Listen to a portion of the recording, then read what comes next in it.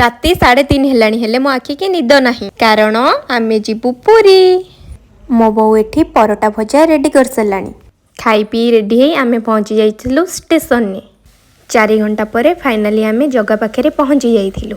पहुंचला परे आमे अबड़ा खाई रेडी होइथिलु पुरी रे थिबा किछि जगह बुलिया पे। एमती मजा मस्ती करी आमे एबे बाहरी पड़िलु बुलिबा पई। रास्तार ए सुंदर दृश्य आउ खोला पवन मजा नहीं आमे पहुंची जाइथिलु लोकनाथ मंदिर रे। मंदिर रे प्रभु शिव को दर्शन करी आमे उठेइथिलु किछि फोटो। एबे आमे पहुंची जाइथिलु माता मठ रे। आसंतु देखिबा माता मठ भितरे थिबा ए सुंदर दृश्य को।